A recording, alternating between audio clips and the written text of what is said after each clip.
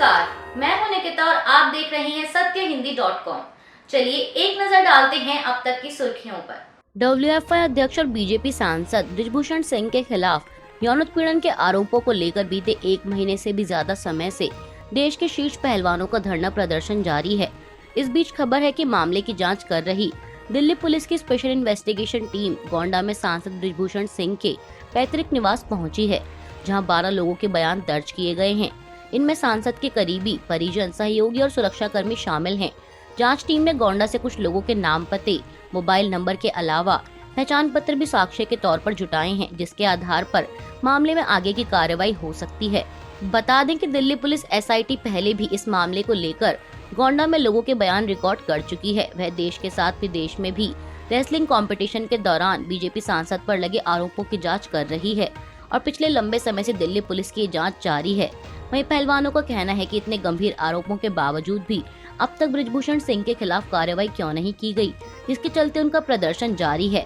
वहीं दिल्ली पुलिस का कहना है कि इस मामले की निष्पक्ष जांच की जा रही है। ओडिशा के बालासोर में हुए दर्दनाक ट्रेन हादसे में कम से कम 275 लोगों की जान जा चुकी है। इसे लेकर जानकारी देते हुए अधिकारियों ने सोमवार को बताया कि अभी भी 101 शवों की पहचान की जानी बाकी है। एएनआई से बात करते दौरान पूर्वी मध्य रेलवे के मंडल रेल प्रबंधक रिंकेश रॉय ने कहा कि ओडिशा के विभिन्न अस्पतालों में अभी भी लगभग 200 लोगों का इलाज चल रहा है। दुर्घटना में लगभग 1100 लोग घायल हुए, जिनमें से लगभग 900 लोगों को इलाज के बाद छुट्टी दे दी गई। वहीं दुर्घटना में मरने वाले 278 लोगों में से 101 शवों की अभी तक पहचान नहीं हो पाई है।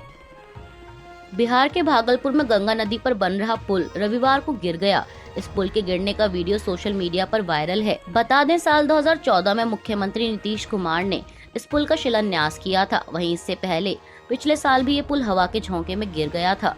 फिलहाल बिहार सरकार की ओर से मामले की जांच कराने की बात कही गई है, लेकिन वहीं दूसरी ओर इस पर राजनीति भी शुरू हो गई। बीजेपी का कहना है कि ये पुल भ्रष्टाचार की भेंट चढ़ गया है। वहीं बिहार के मंत्री तेज प्रताप यादव का कहना है कि बीजेपी ने पुल को तोड़ दिया। हम पुल बना रहे हैं और वो इसे गिरा रहे हैं। आपको बता दें कि पुल ढहने की स्वतंत्र जांच की मांग को लेकर पटना हाईकोर्ट में एक जनहित याचिका भी दायर की गई है। मणिपुर सरकार ने हिंसा प्रभावित राज्य में शांति और सामान्य स्थिति की बहाली के मद्देनजर इंटरनेट सेवाओं पर लगे प्रतिबंध को तत्काल प्रभाव से अगले 5 दिनों के लिए बढ़ा दिया है। यानी कि अब 10 जून तक राज्य में इंटरनेट सेवाएं ठप रहेंगी। बता दें, मणिपुर सरकार द्वारा जारी नए आदेशों में इस बात की घोषणा की गई। गौरतलब है कि पिछले एक महीने से पूरे राज्य में हिंसा का माहौल है। दरअसल 3 मई को all tribal students union of Manipur की एक रैली के बाद मणिपुर में हिंदू मैतेई समुदाय और आदिवासी कुकी, जो कि ईसाई हैं, उनके बीच हिंसा भड़क उठी थी और स्थिति को नियंत्रण में लाने के लिए सरकार द्वारा अर्धसैनिक बलों को तैनात करना पड़ा। बीजेपी के राष्ट्रीय अध्यक्ष जेपी नड्डा ने एक किताब लॉन्चिंग के कार्यक्रम में बोलते हुए राहुल गांधी के मोहब्बत की दुकान वाले बयान पर निशाना साधा। उन्होंने कहा कि राहुल गांधी सही मायनों में नफरत का मेगा शॉपिंग मॉल चला रहे हैं। बता दें कि कांग्रेस नेता राहुल गांधी इन दिनों एक हफ्ते की अमेरिकी यात्रा पर हैं और इस दौरान वह पीएम मोदी और बीजेपी पर लगातार हमलावर हैं। अब उनके अमेरिका में दिए गए बयान पर ही जेपी नड्डा ने पलटवार किया है। नड्डा ने कहा कि जिस तरह से आप विदेश जाकर देश में उन विभाजनों की बात कर रहे हैं जो वास्तव में कहीं है ही नहीं, उससे तो ऐसा ही लगता है कि आप नफरत का शॉपिंग मॉल चला रहे हैं।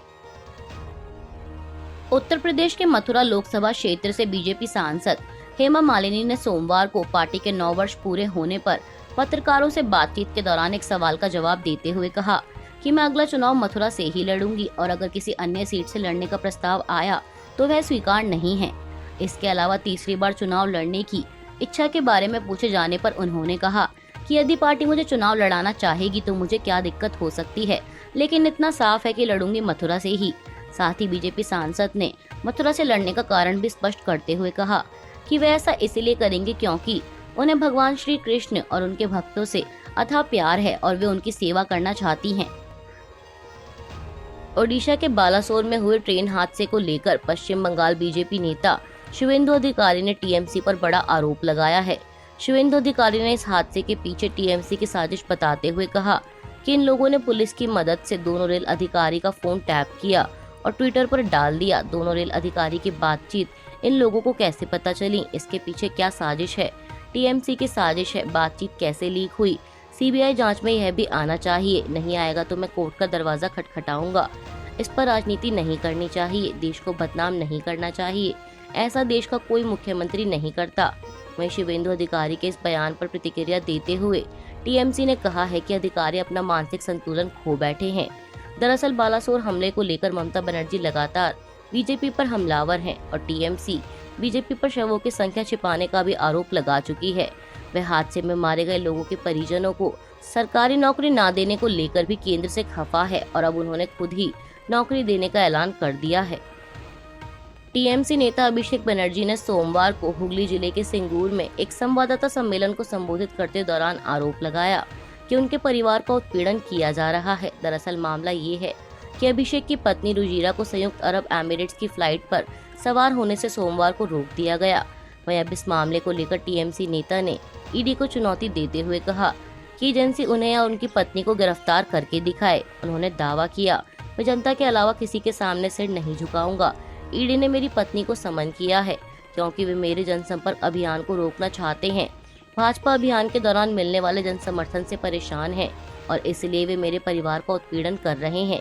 इसके साथ ही उन्होंने यह भी दावा किया कि ईडी का उनकी पत्नी को विदेश जाने से रोकना सुप्रीम कोर्ट के आदेश का उल्लंघन है, जिसने कहा है कि दंपति के विदेश जाने पर कोई रोक नहीं है। अभी के लिए बस इतना ही। बाकी की खबरों के लिए जुड़े रहिए सत्यहिंदी.com के साथ।